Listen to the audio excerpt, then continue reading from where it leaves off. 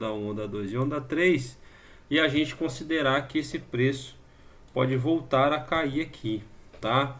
Então, para eu enxergar isso aqui, como eu disse, né, eu preciso me balizar pela região, né, a utilização da fibra. O mercado chegou nessa região aqui de interesse. Se a gente for considerar, né, pelo um gráfico menor, a gente vai entender que é uma região onde o preço deve estar brigando aqui. Então, vamos pegar aqui pelo 15 minutos. A gente tem uma referência de preço, né, que olha onde o preço parou, né? Olha a agressão aqui, ó, exatamente por ordem, pela média entre compradores e vendedores, né? Então o preço está trabalhando dentro dessas duas regiões, né? Formando exatamente o novo nó de volume aqui, ou a construção de uma nova causa, tá?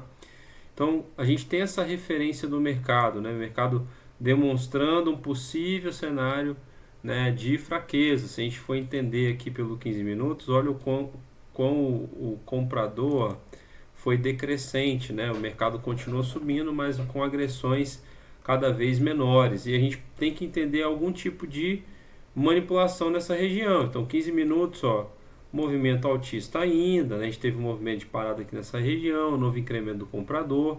A gente identificar, né, ó, possível cenário aqui, ó, pelo IFR, né, o RSI, que muitos conhecem, ó, possível transparecendo aqui uma possível fraqueza nessa região, né? Há um renovo, né, dessa máxima aqui, porém o IFR demonstrando uma possível fraqueza, uma decrescente, né, agressão de volume comprador. Então há uma montagem de posição sim de um vendedor nessa região para fazer a construção de uma causa aqui. Se a gente for pegar aqui um volume, né, ancorado aqui nesta região, a gente vê, ó, de fato que o ponto de controle do preço, né, fica exatamente numa zona de suporte. O mercado vem defendendo, ó, várias vezes, né? Então a gente precisa entender de fato onde o preço está, ó. Isso aqui tudo, ó, são regiões de defesa. Então qualquer renovação aqui nesta região pode ser de fato um movimento que ele dê a continuidade, ou até mesmo esse final de ciclo aqui com o último estouro para cima e a gente procurar pontos relevantes de venda, certo? Então S&P deu continuidade, a gente não operou hoje pelo cenário, né, de feriado, um cenário global também. Hoje, por ser um dia característico de segunda-feira, é um dia que eu procuro me expor um pouco menos a risco, tá? E a gente começa a entender, né, como é que vai estar o gráfico na segunda-feira para que a gente faça uma análise durante a semana, tá? O que eu posso falar, né, dessa região? Preço subiu no movimento possível de exaustão, tá? Não se espantem, porque a gente consegue enxergar nessas regiões, olha como o preço trabalha aqui em cima e olha as defesas, né? Então eu tenho que olhar para o... Vou colocar aqui no 30 minutos, só para a gente ter um panorama um pouco mais limpo de gráfico, para a gente poder entender, né?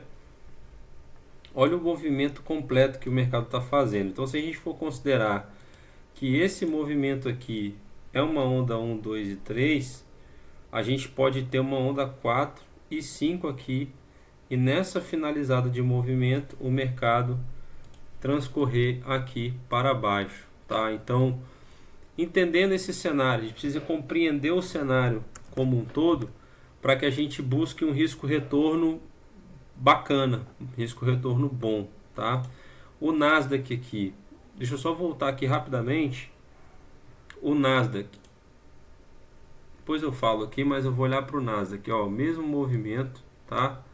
O Nasdaq apresentou uma confluência de regiões aqui, ó, criando uma nova estrutura, um nó de volume, querendo construir uma causa também nessa região, tá? Tô olhando aqui pelo 30 minutos.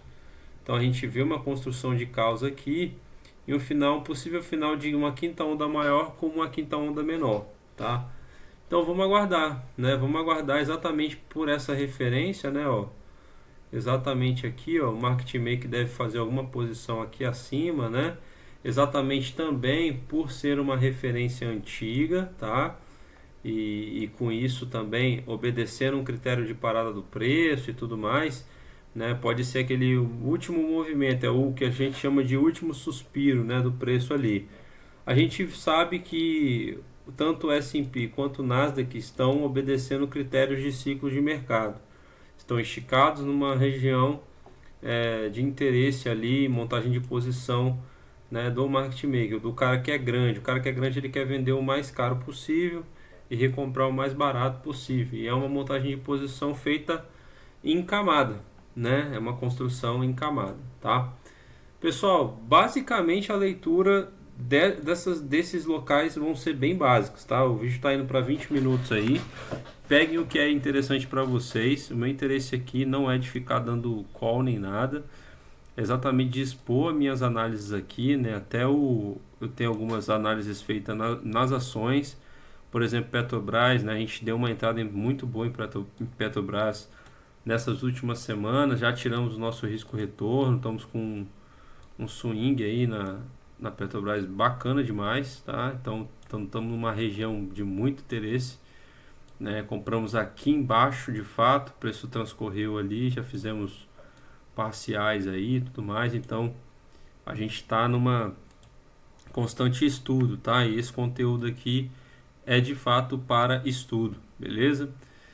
Interesse, como eu disse para vocês, não é de call, tá? Não é a minha análise, é a minha visão sobre o mercado. A gente teve uma análise aqui também de Suzano, ó. Suzano, a gente conseguiu na semana passada analisar,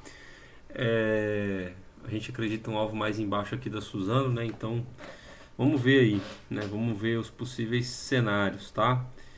E é isso, pessoal. Olhando aqui para os mercados, eu estou monitorando o S&P. Para mim, o S&P está numa região um pouco difícil ainda para mim ali. Não está tão didático, né? O Nasdaq, eu não opero Nasdaq, mas eu estou pensando aí em breve, né, entrar com alguma posição ali em Nasdaq para monitorar. Eu vejo que é até um pouco mais volátil, né, que o S&P, na minha visão, ok? Porém, eu ainda tenho feito essa visão aí mais de monitoramento, beleza? E é isso, pessoal. Eu espero que vocês tenham gostado aí, né, do conteúdo. Se quiserem que eu explique de uma forma um pouco mais objetiva ou mais clara, deixem aí, né, nos comentários. Aqui é um canal que eu vou falar muito sobre estudo. Eu faço estudo meu pessoal, utilizo, né, algumas coisas que a gente vem aprendendo ao longo do tempo. E é isso, tá? Desejo a vocês um excelente dia, excelente semana. Fique com Deus. Um abraço a todos. Valeu!